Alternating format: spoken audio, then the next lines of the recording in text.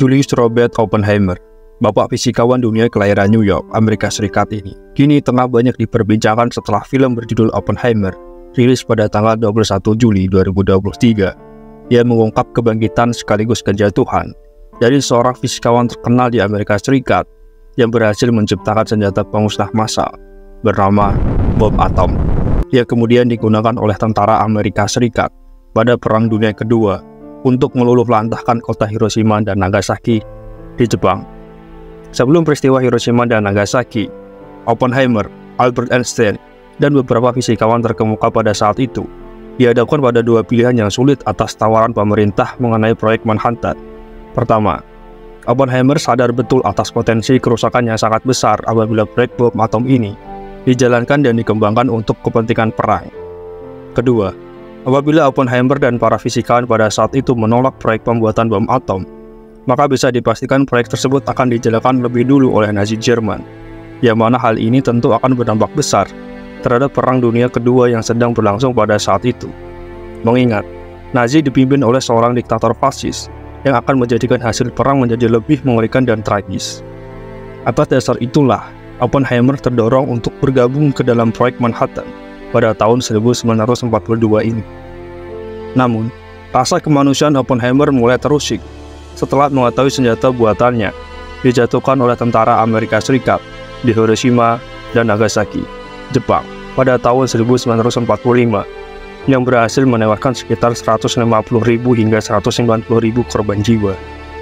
Ketenaran bak pahlawan nasional dan popularitas yang melejit sebagai ilmuwan pasca peristiwa tersebut tidak membuat Oppenheimer merasa bangga. Justru sebaliknya, Oppenheimer merasa tangannya berlumuran darah karena telah membuat senjata paling mengerikan dalam sejarah dunia.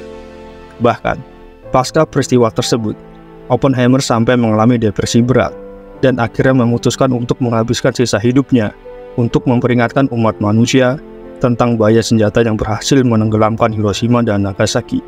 Atau dalam kata lain, Oppenheimer melakukan hal tersebut sebagai bentuk penebusan dosa.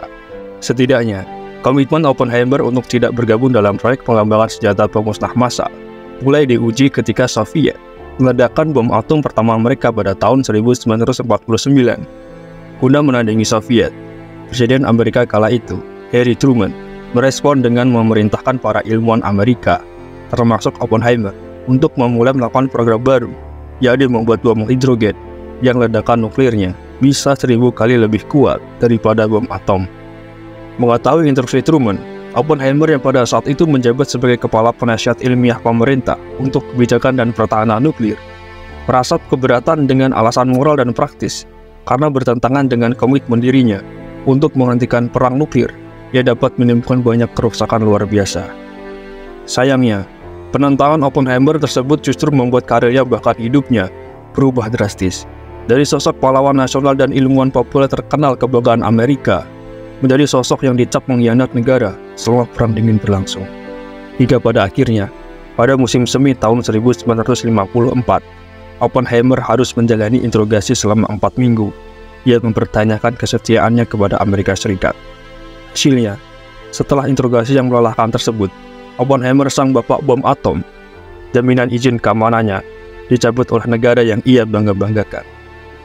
Dipermalukan, dicap pengkhianat, lelah secara fisik dan psikologis, semua ditelan bulat-bulat oleh fisikawan yang pernah menjadi pahlawan nasional Amerika itu. Hingga pada akhirnya, ia memutuskan untuk meninggalkan rumahnya di Princeton, New Jersey, bersama istri dan kedua anaknya, dan berlayar menggunakan kapal layar berukuran 72 kaki, menuju suatu pulau kecil yang terpencil di Kepulauan Virgin, Amerika Serikat, bernama Saint John. Di pulau kecil dan indah itu, Oppenheimer dan keluarga kecilnya menjalani kehidupan dengan penuh kesederhanaan, jauh dari popularitas, jauh dari dunia luar, dan jauh dari persekusi. Hingga 6 tahun kemudian, tepatnya pada tahun 1967, Oppenheimer mengembuskan napas terakhirnya pada usia 62 tahun karena kanker tenggorokan. Tak lama kemudian, istrinya meninggal dunia pada tahun 1972. Kemudian pada tahun 1975, anak perempuannya yang mengidap depresi berat bunuh diri. Sedangkan anak laki-lakinya memutuskan untuk pindah ke utara New Mexico. Hampir 70 tahun semenjak Oppenheimer melarikan diri ke Saint John, kondisi pulau kecil ini tetap sama, masih terpencil dan paling tidak berkembang dari Kepulauan Virgin yang lainnya, yakni Saint Thomas dan Saint Croix. Walau demikian, berkat sumbangan keluarga Rockefeller, 2/3 Saint John statusnya menjadi taman nasional yang dilindungi. Saking terpencilnya, di Pulau Saint John tidak ada bandara atau dermaga kapal pesiar. Pada tahun 2003, rumah dan properti Oppenheimer masih terbuka untuk orang-orang Saint John, tetapi bagian dalamnya ditutup dan terabaikan. Hingga pada akhirnya, rumah yang menjadi jejak pelarian ilmuwan yang dijuluki Bapak Bom Atom tersebut hanyut terbawa ke laut. Sebagai bentuk penghormatan, pantai yang ada di Pulau Saint John tersebut dikenal dengan nama Pantai Oppenheimer. Terima kasih.